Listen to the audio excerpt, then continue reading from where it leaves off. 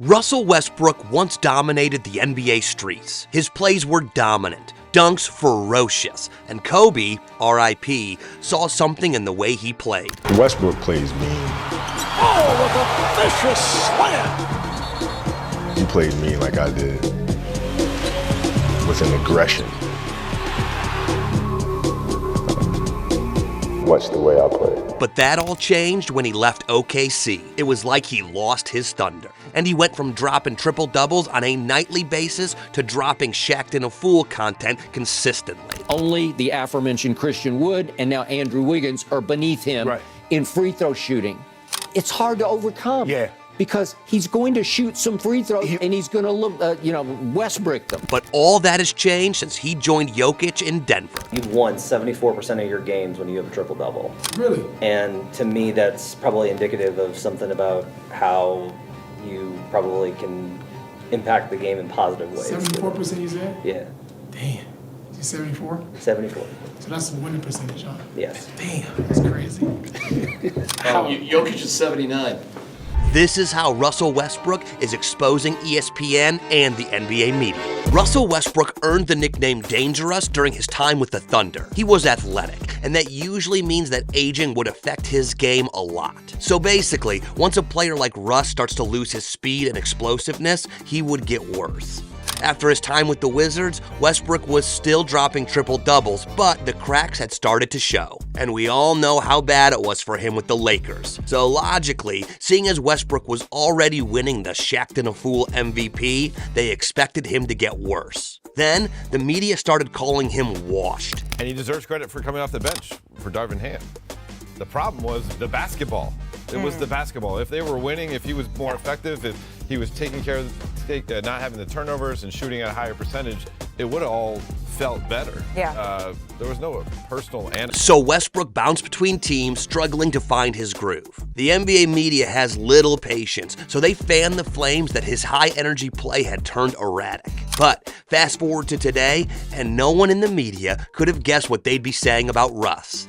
His resurgence isn't just a comeback, it's a statement. Recent performances have shown him averaging around 22.7 points, 9 rebounds, and 7.7 assists on over 51% shooting in the last few games. Turns out the Nuggets' system that should have been a hindrance is in fact the perfect environment for Russ to flourish.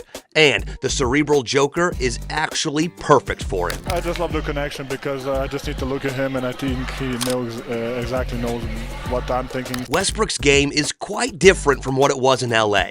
He's no longer forced into awkward corner shooting roles or saddled with the burden of carrying an entire team. Now, he can use his speed and athleticism to create opportunities both for himself and his teammates. With Denver's supportive culture and a system designed to maximize every player's strengths, Westbrook's game has found new life. But more importantly, people are starting to realize that the NBA media is not really concerned about the game and its players. It's all about the clickbait and what's hot to make money. And they'd even call your faves vampires if that's what's hot. But let's go back to what the media hoped would be the case when Westbrook landed in Denver. The skepticism was off the charts. ESPN and the media never took Russ seriously when he said other teams were playing him out of position. To be honest, it was unique. They just didn't put me in a position to make it unique. I was in a position where I was playing not my position, and being able to be here and Coach Malone allowed me to be able to use my speed, use my transition skill to be able to make other guys better. But once he stepped on the court in a Nuggets jersey, he shut down the media witch hunt. Westbrook has not only adapted to the Nuggets' style, he's exceeded all expectations. His shooting efficiency has seen a dramatic turnaround. Gone are the days when his percentages were a constant source of criticism. Now he's hitting shots with the precision that had been missing from his game for too long. In fact, he dropped a perfect triple-double, 0 turnovers. Only very few players, including Nikola Jokic and Domantas Sabonis, have ever managed that. His improved shooting percentages and efficient off-ball cuts have bolstered his numbers. But more importantly, those percentages have positively impacted his teammates' performances. Westbrook has been able to create open lanes and smooth transitions for the Nuggets offense. You can think of a Westbrook resurgence as a middle finger to an NBA media that's quick to write off aging stars. If you think that's an exaggeration, let's look at the stats. You see, in Denver, the numbers tell a story of transformation for Russell Westbrook. From his field goal percentage to his shot selection, it has been an all-around improvement. Every attempt seems calculated to maximize efficiency. First, his overall shooting percentage now well above what it was during his last successful stint in Los Angeles. In key moments, he's been averaging around 22.7 points, 9 rebounds, and nearly 7.7 assists per game. Shockingly, Westbrook's shot attempts have decreased, meaning he's not forcing contested shots as often. And what's with Westbrook also evolving into a reliable distributor and cutter? ESPN used to call this guy a ball hog. In fact, Reddit used to have long threads arguing for or against Russ being a ball hog.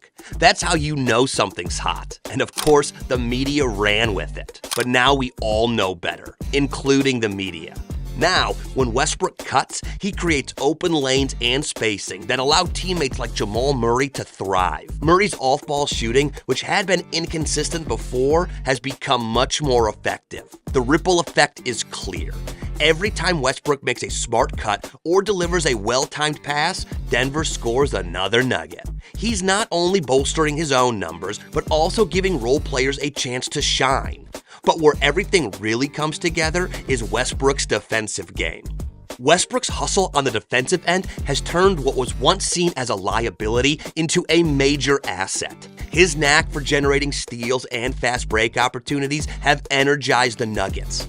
In recent games, his defensive stats have improved, and his ability to disrupt passing lanes has led to better transition scoring for Denver. When he grabs a rebound and immediately launches into a fast break, he's turning defense into offense at an efficiency that few players can match. This transformation isn't just an individual comeback. See, Westbrook has become a key cog in the Nuggets machine. In fact, certain people think that he should start ahead of even Jamal Murray. The Nuggets' winning formula now includes a Westbrook who's both a facilitator on offense and a disruptive force on defense. Russ looks super locked in, man, from what I'm seeing, watching him play in Denver. It feels like he's found his place. Talking about like bad management, this feels so far like good management.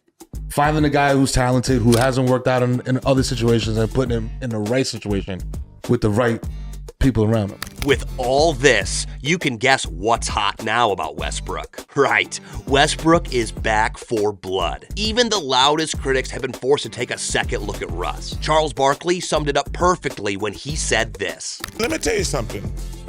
I've been in this team for 30 years.